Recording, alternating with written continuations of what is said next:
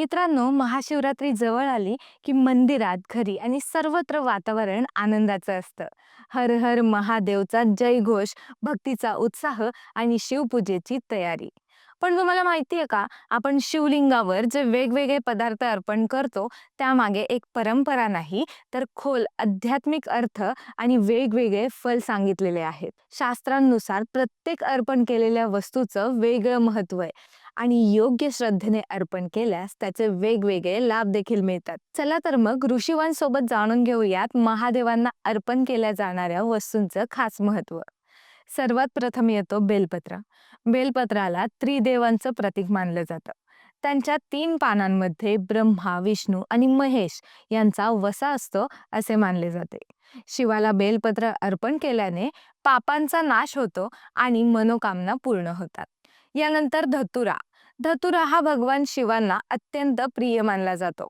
असं म्हणतात की धतुरा अर्पण केल्याने नकारात्मक ऊर्जा दूर होते आणि मनातील भीती आणि अस्थिरता कमी होते. पुढे येते भांग.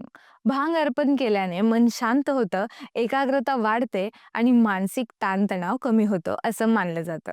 म्हणून शिवाला भोलानाथ असंही म्हटलं जातं, कारण ते भक्ताची भावना पाहतात, वस्तू नाही. यानंतर येतं आगफूल. आगफूल. आगफूल अर्पण केल्याने रोग, ग्रहबाधा आणि शत्रूंचा त्रास कमी होतो असं शास्त्र सांगतं. तसेच शमीपत्र. शमीपत्र अर्पण केल्याने शनी दोष शांत होतो आणि जीवनातील अडथळे दूर होतात. यानंतर येतं चंदन. चंदन लावल्याने थंडावा, शांती आणि सकारात्मक ऊर्जा मिळते. हे मन शांत करण्याचं आणि आध्यात्मिक प्रगतीचं प्रतीक मानलं जातं. आणि शेवटी येतं अक्षत. अक्षत म्हणजे तांदूळ. अक्षत अर्पण करणं म्हणजे अखंडता, स्थैर्य आणि समृद्धीचं प्रतीक आहे. यामुळे जीवनात स्थिर, सुख आणि यश येतं असं मानलं जातं.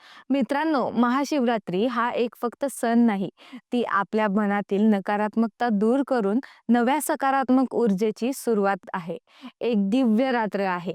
या दिवशी भक्तिभावाने आणि शुद्ध मनाने केलेली शिवपूजा जीवनात शांती, यश आणि आध्यात्मिक शक्ती घेऊन येते.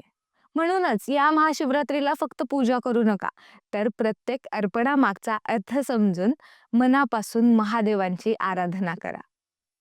जर तुम्हालाही भगवान शिवावर श्रद्धा असेल, तर आत्ताच कमेंटमध्ये हर हर महादेव लिहा. व्हिडिओ आवडला असेल तर लाईक आणि शेअर करा. आणि अशाच आणखी माहितीपूर्ण आणि धार्मिक व्हिडिओंसाठी आपल्या ऋषीवंश चॅनलला सबस्क्राईब करा.